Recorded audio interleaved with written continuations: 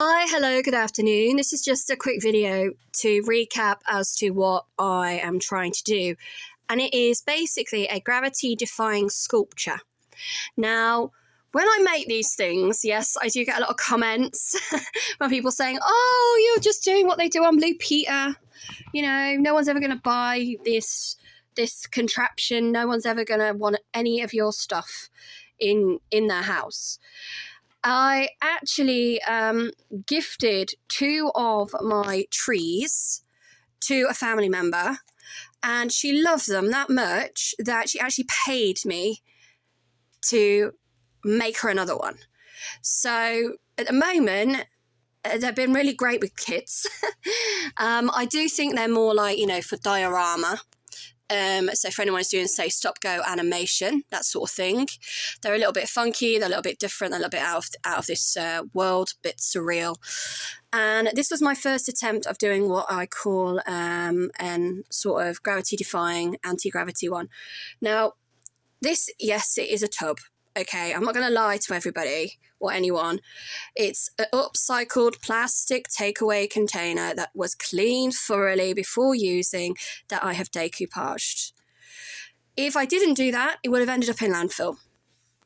And inside this, what's actually happened is, you can actually see it looks very sludgy and horrible, but that is actually a mixture of decoupage, glue and varnish, which hasn't dried, which is why it's still wet. This is the one I use. This is not product placement, by the way, but this is the one I've used for years, and it's the one that I'm happy to use for years to come.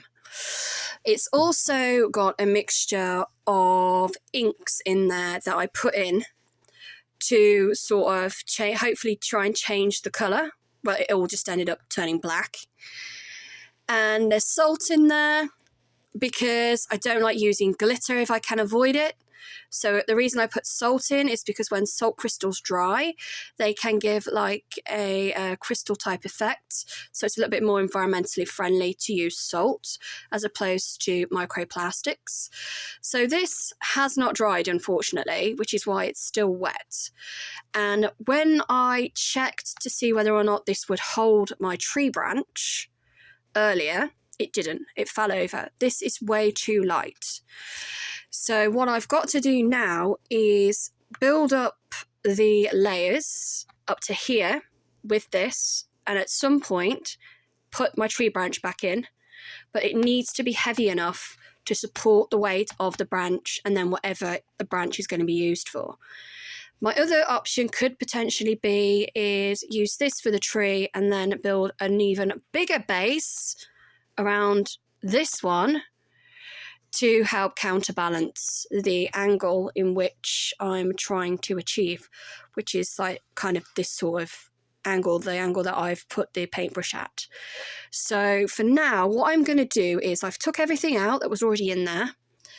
So these were like dried leaves, dried flowers, little bits of jewellery to give it a bit of a shine. They're glass beads, pine cone.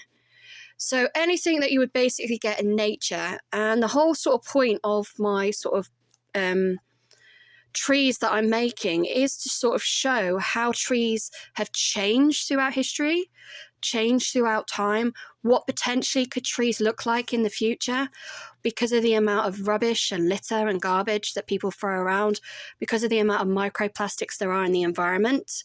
They've even had scientific evidence to prove that gold has been found in Australia in eucalyptus leaves.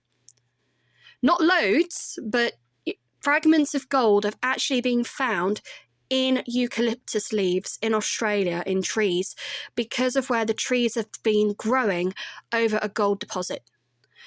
So if they are going to start absorbing things like natural materials and, like gold, for example, or even tin, what's to say that over time trees are not going to start absorbing up all these microplastics that are breaking down in the water, breaking down in the environment, and before you know it, they're going to be in the tree.